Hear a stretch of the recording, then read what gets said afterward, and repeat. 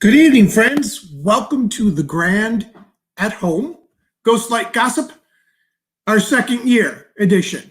My name is Joe Ferlo. I'm the director of the Grand Oshkosh, and I'm glad to be with you this evening here from my office. I chose to do this from the office for a couple of reasons. One, the theater is occupied tonight. Students from Oshkosh North High School are socially distancing themselves, and instead of doing their musical live on stage, as they often do in the month of February, they're preparing a cabaret performance with individual acts that they're recording live at the theater right now to be presented and edited at a later date. So students still using the Grand is reason number one, but it's also kind of appropriate that this particular broadcast reflecting on the last year comes to you from the office, because it was 1 year ago today that I sent the staff home.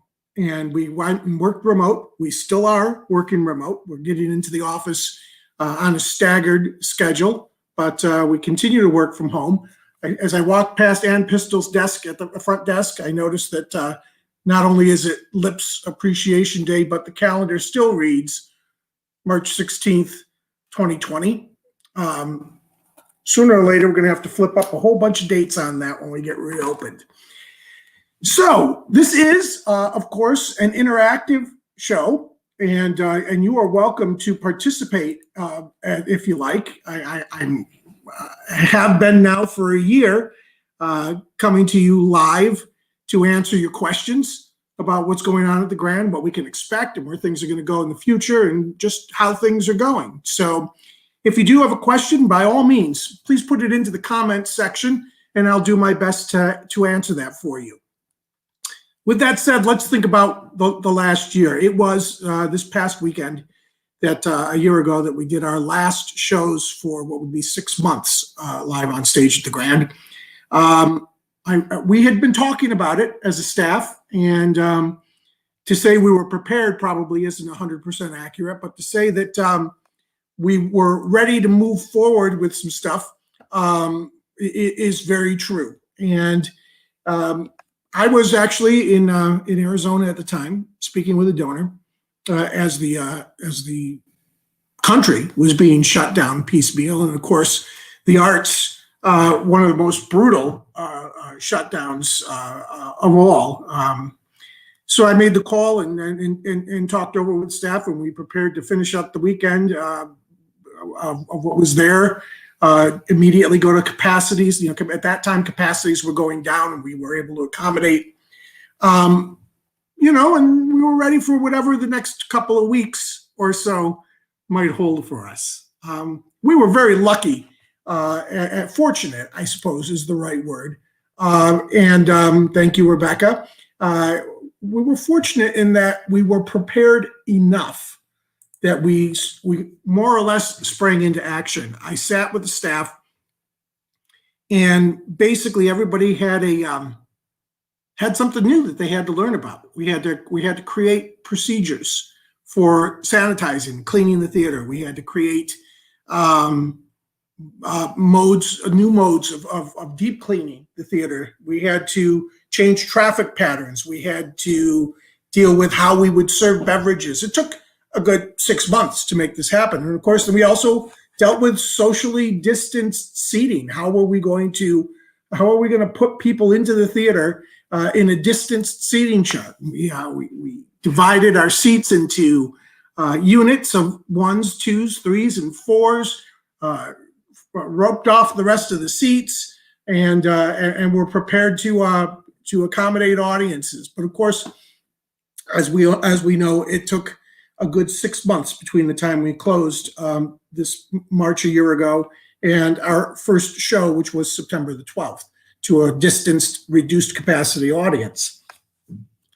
A lot of things went right for us along the way that enables me actually to sit here and give you what I think is a pretty positive outlook going through and into the fall and the end of the year.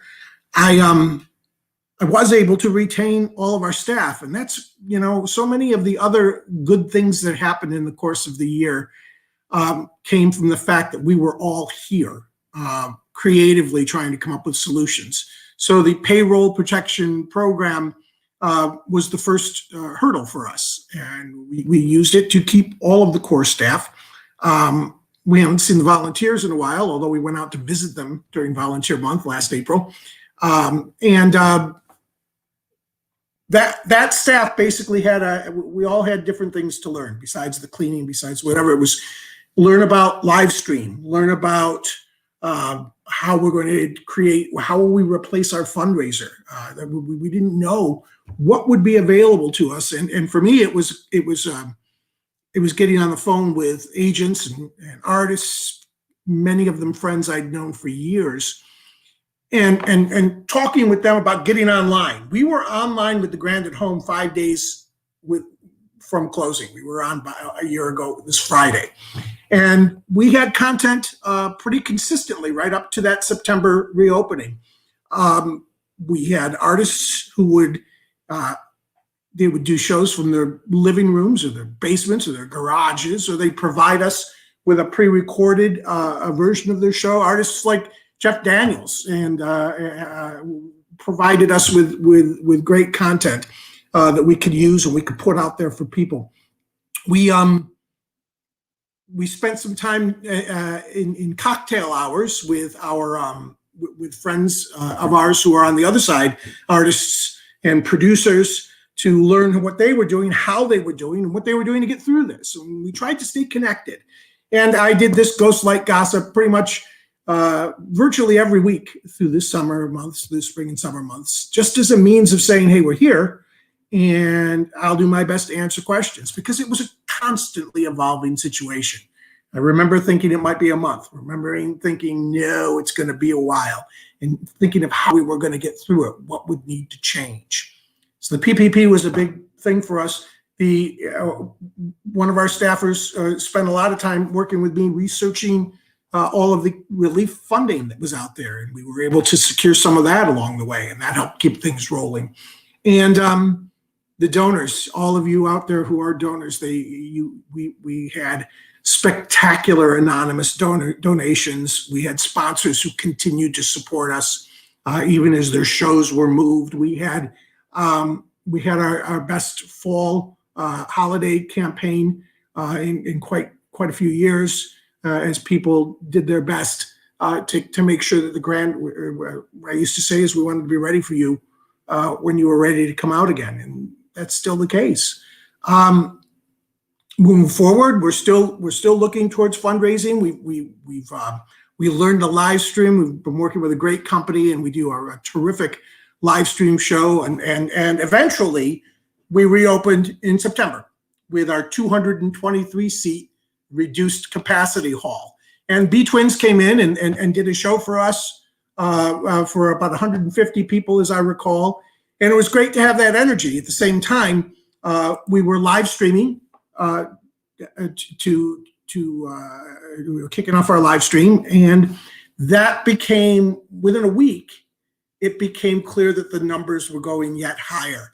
And so I made the call at that point, going into October, that we would then go live stream only. I didn't want to lose my commitment to the artists. We were, whenever possible, we actually brought the artists in and they live streamed. They performed for the cameras. They performed for the audience at home, and we did that. We did a couple of those in October, a few of those in November.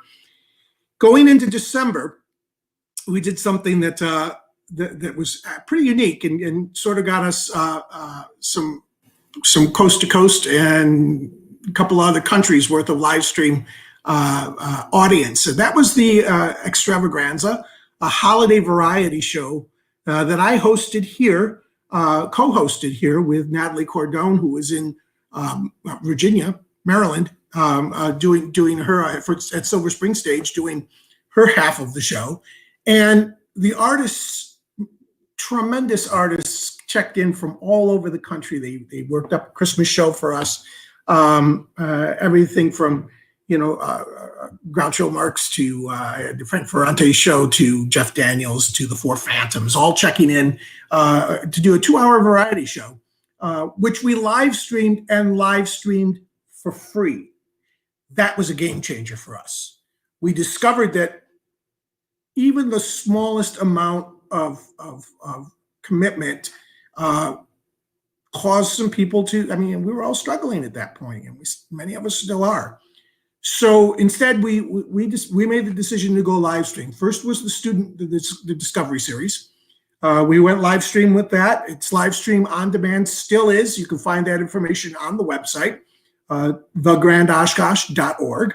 And going through that, these are not only live, but they're live on demand. So teachers or homeschoolers or virtual learning parents who are teaching their virtual learning students can sign up for this free event to happen whenever they need it to happen. Teachers can show it in their classrooms, or they can send the links to their students in their homes, or they can, they can screen share it to their virtual classrooms. But we still have a lot of shows left in the year, and then we found our way through artists who knew how to put this together and keep the interactive work together as well, and that was a big game changer for us. Then from Extravaganza on, our live stream shows have all been free, and they're going to continue to be free right through the spring. And part of that's due to the support of donors and sponsors. Thanks so much for that. But also we kicked off in February a new kind of a way of combining some live audience with free live stream.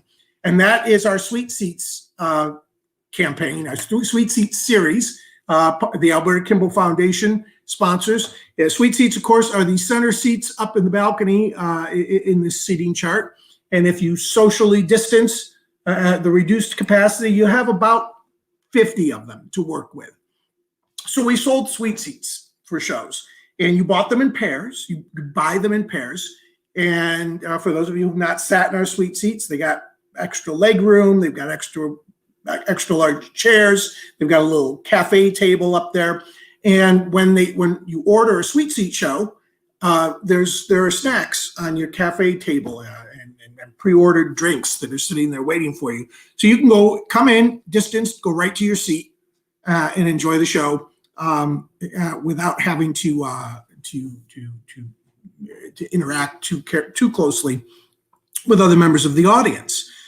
We did a great show, Vintage Valentine's Day with Sunday and Mr. Gessel in February, sold it out.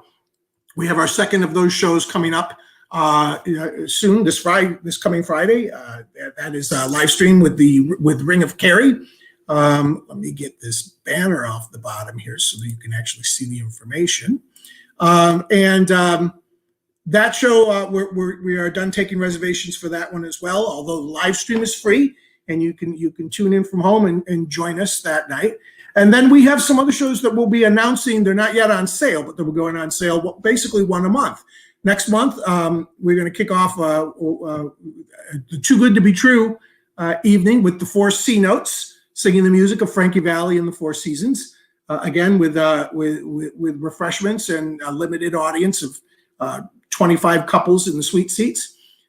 In May, we're going to hopefully we're going to do a little laughing. We have a husband and wife comedy duo. Tim Harmston and Mary Mack will be joining us for some comedy. And in June, we've got the music of Steve and Edie, the start of something big. The great American songbook tunes made famous by Steve Lawrence and Edie Gourmet. Our fundraiser's going online. The Oshkosh on Broadway fundraiser becomes Oshkosh off Broadway. It's a 5-day auction online with Broadway themed packages and experiences, including some tremendous dinners with the artists in the coming year. That'll be more information will be coming on that. But I don't want to lose sight of the fact that we also have a couple of shows in April and May where we're going to get back to the 223 seat distanced seating and actually have an audience sitting distance throughout the theater.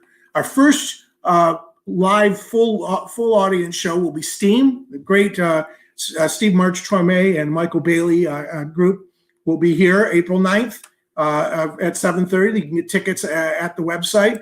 And then in May, Tribute Masters will bring in their Sinatra Experience, big band with Dave Halston fronting it.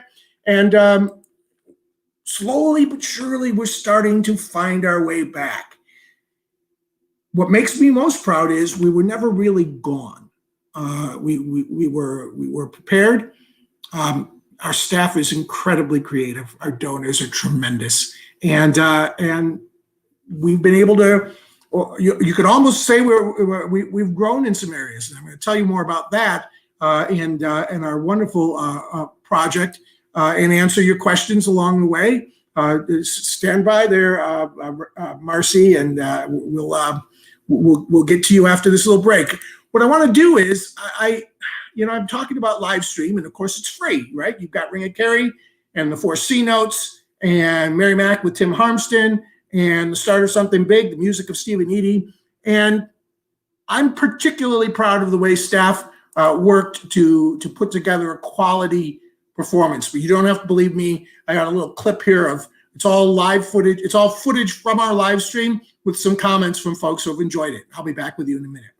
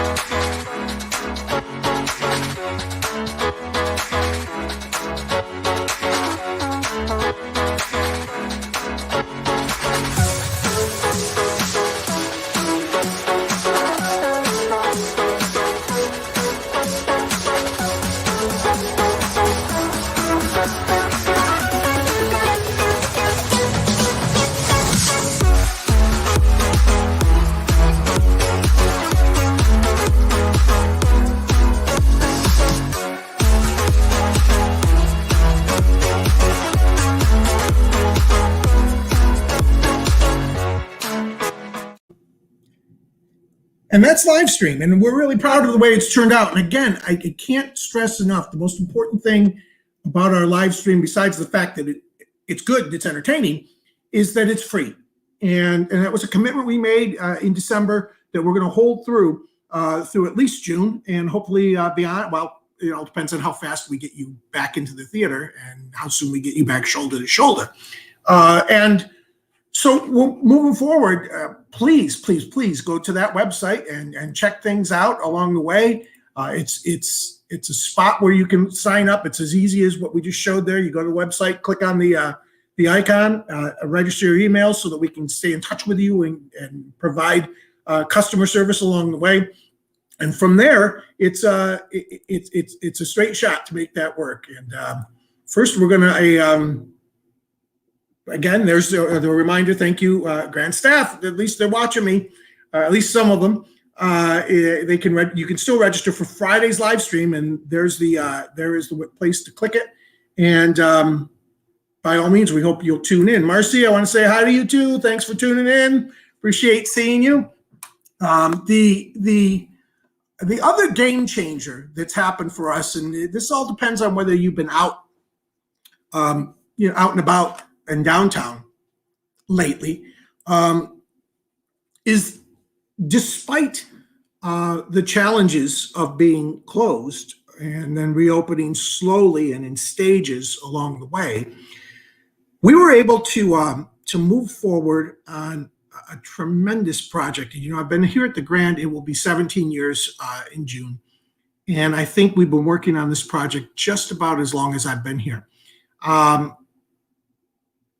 Any of you who have ever been to the Grand know two things. One, it's an absolutely gorgeous gem of a theater, and on the inside. And two, it's a very austere and relatively nondescript building from the outside. People who are coming in from out of town sometimes have trouble finding the Grand because we didn't really have a lot of clear signage and modernized things. Well, over the last 6 or 7 months, I've been working with the city landmarks. Of course, the city owns the building. And we work with the Landmarks Commission, and then we work with the State Historical Society. And I tried to design something that was appropriate to the era. And as Landmarks said to me, let's look at something that might have existed back in the day if the technology was available to them back in the day. I settled on roughly the 1910s or the 1920s in designing the marquee, because I also wanted the blade sign. The blade sign had been in front of the building until about 1930 when it disappeared. And it's it screams theater. And it's such a great identifier that I really wanted to see that happen. So all of this came about at no expense of taxpayer dollars. And that's because we were able to kick in a brand new fundraising project for the Grand that's going to move forward and help us a lot in the future. And that is the branding licenses for the hall. And you've seen a lot of buildings, right, where this was the such and such this. Stadiums, sports do it all the time. Well, with the great support of Festival Foods, we were able to fully fund the Festival Foods Marquee and Information Center. And it arrived last week. There we have the Appleton sign bringing things around, and it consists of basically 3 parts. There are the signs on the marquee itself, where, as you can see, it's a little difficult to ascertain, but now very much screams out to you the Grand Oshkosh. There is the blade sign. There it is in the 1910s and 20s. And of course, we don't have the same projections over the sidewalk now, so we went vertical, but it stands there. And boy, I'll tell you, turning down High Avenue from Jackson and seeing that blade is just something that's been very, very satisfying for me. And the third is the message center itself. For many, many years, we had that sign on the left, which, we were grateful to have, but let's face it, it had gone past its workable time. And we very much wanted to take advantage of digital technology, but at the same time wanted to do it in a way that honored the architecture of the building. You can't really tell in this photograph, but the sign, the electronic sign, is encased in a box that is reminiscent at the top of the box, the ornamental stuff of the center window of the annex building, which is just 3 windows over to the right of it in that photo. So we wanted it to be complementary, and it's been wonderful. And of course, then the electronic sign in the middle solves there's no more climbing or digging out there in all weather with a long pole. Everything in the lights in the marquee is LED and long lasting, and I'm just looking for it. It has been an incredible addition to our building along the way. We're going to celebrate it, and you'll be able to join us on Facebook Live on the 25th of the month after we've got it connected and test driven at 5 o'clock on Thursday. So it's a couple weeks from, no, it's 1 week from today. What day is today? Today's Tuesday. 1 week from Thursday is the unveiling. We'll send it out. We'll light it up. We'll light up the board. There'll be some folks from festival here to celebrate with us. We hope some folks from the city as well. But there's no need for you to come out. You're welcome to come out and be part of the crowd. But you also will be able to tune in from home, and we hope you will. And we'll get some more information out as we unveil the Festival Foods Marquee and Information Center. A big addition for us.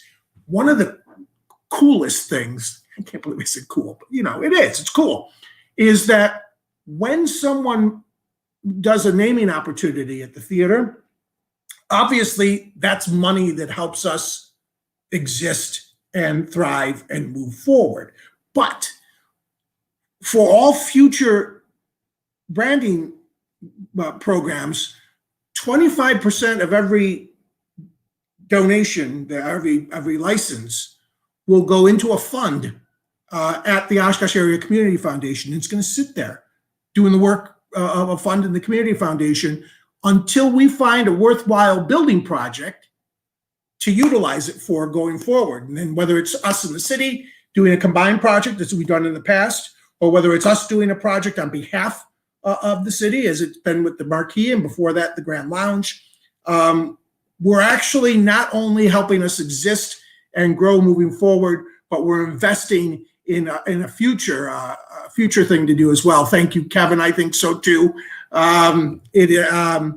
So if you're, if I'm contacting folks along the way, I'm able to tell them not only is it something that's going to help us find our way through all of this moving forward, but it also is something that's going to help us continue to do some other great things with the building along the way. So that's kind of where we're rolling with all of this. And it's been an incredibly busy thing. So as we're rolling down to the bottom of the half hour, and generally that's when we run out of your questions and my information. I want to answer a couple of things that I hear from people on my own social media, or I actually serve on a couple of regional and national boards, and so it's a big question in the industry now, is when will we be able to sit shoulder to shoulder again, and what are the plans for the Grand in the fall and going forward along those lines. Some of them are developing. The one answer I've learned along the way is to say, this is the answer today, and we'll see what the answer is going to be going forward. But the answer today is, I suspect that we'll see shoulder to shoulder, maybe October, certainly November. It all depends on, frankly, vaccinations and how, when a certain percentage of the population has been vaccinated. You've seen it in everything you read. There's a point where certain gatherings become better, and I attended a virtual conference in January where Dr. Anthony Fauci was a speaker, and in addition to learning that he was an artist, which was cool, he basically gave us all that answer, because it's a question for everybody who does what I do. My plans right now are, I've got shows in October and November that that either moved or new shows that are happening, for which I would like to be able to have, full capacity, but maybe could be nudged if I ended up with the 223 capacity, which is where I think we're going to be throughout the summer and going up through Labor Day. But by the time we get into December of next year, when the Four Phantoms return with their holiday show, we're really going to need to be at full capacity to make that work. So I'm hopeful and planning. For every plan A, there's been a plan B, and frankly, we've needed a plan C a couple of times along the way. One thing we're going to do now is revive this session with a little more frequency so that people will be able to ask the questions and get them right from me. And I'll be able to connect and give news. And hopefully we continue to have some good news to go along with everything else. There are the shows that were in last season that have been moved, and I'm going to forget them as I try to get them all. But Mallory Lewis and Lamb Chop and the Four Phantoms, the Christmas with the Four Phantoms, Farewell Angelina, the country trio, the Johnny Cash tribute, and ABBA Mania. They've all moved. They'll be announced. We'll be announcing those this spring, probably at the Grand Oshkosh Off-Broadway auction times in May. We are looking for sponsors, as always, to make these things happen. And one of the critical things that I want to say to our current sponsors, as well as new sponsors, potential sponsors, is I want to be able to keep this live stream alive. And if it's not free in the fall, I want to keep it affordable. We've learned now, we've got a live stream audience that encompasses 23 states. And while that's impressive, of course, what's more important is some of those people are writing checks right now. So it's really an important thing to keep our businesses and our donors and our sponsors alive and moving forward. So I'm encouraging you, as we all start to recover. When this all first happened, one of the hardest things for me was going out and looking for support, not because it wasn't there, but because everybody we were all reeling and struggling and trying to figure out what, schools were closed and we worried about getting out to the grocery. We worried about getting out at all. We worried about our seniors. We worried about jobs. We worried about the economy, and obviously that hasn't all gone away. But as we progressed through the year, we've found some ways to deal with some things. And so, good question, Kevin. Here's the process to geofencing. First of all, after I sign off here, I'm going to Google it. Second of all, I'm going to get one of my younger staff members to research it. And who knows? What I have learned is, and what I say in the forums that I'm in is, there is no such thing as when we get back to normal in the arts. And you know that if you're an artist, you know that if you're a venue operator, and even as an audience member, it's going to be different. What's it going to be like? And my goal is to keep the Grand at the forefront of whatever it takes to get this going. I am incredibly proud of us as an organization that we've been able to stay open in one form or another throughout this crisis. And that's something I think that our board of directors was committed to from the start, and empowered me to empower the staff to make this happen. So we're going to stay on top of everything we can as we move forward. But it is fluid. It is. I have used a million times, I think, by now in the last year, the analogy that it's a roller coaster without seatbelts.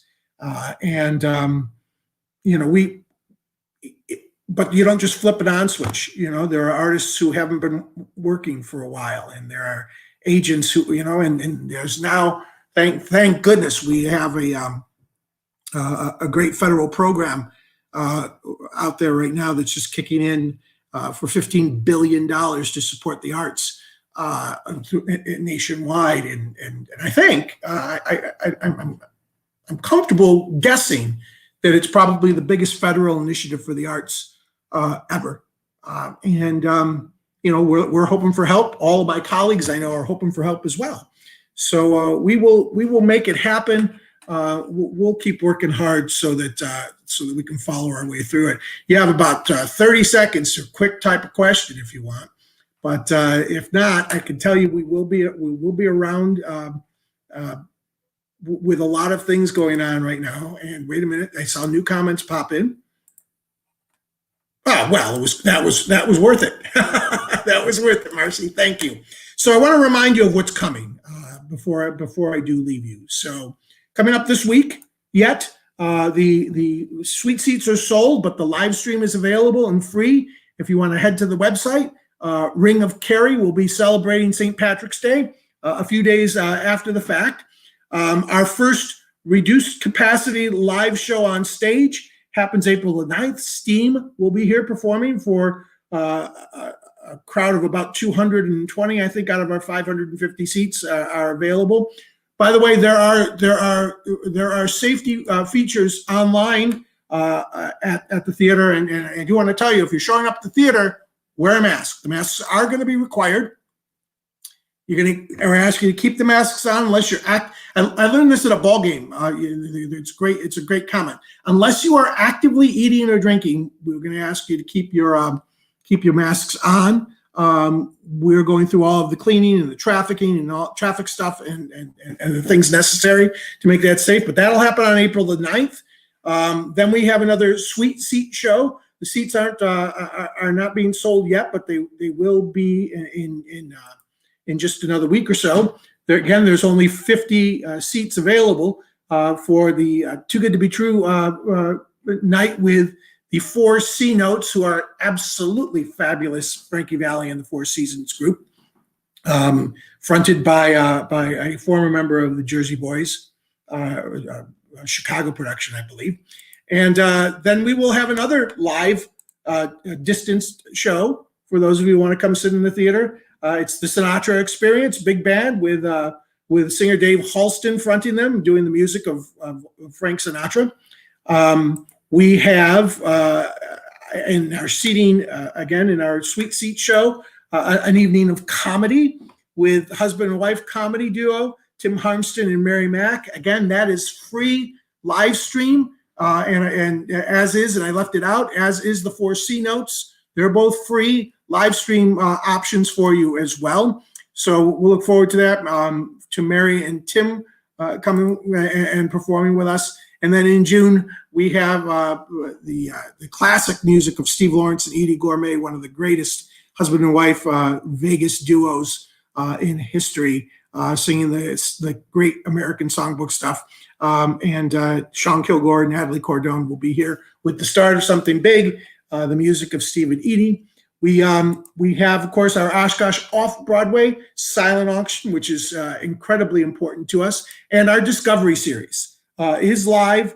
It is it is live stream. It is free to teachers and students, homeschoolers and virtual learners all alike. All of this you find on the website, thegrandoshkosh.org. And finally, we invite you to join us on Facebook Live next week, Thursday, when we light up the new Marquee and Blade sign and fire up the messages on the Festival Foods Marquee and Message Center. And I hope you'll be able to join us with that.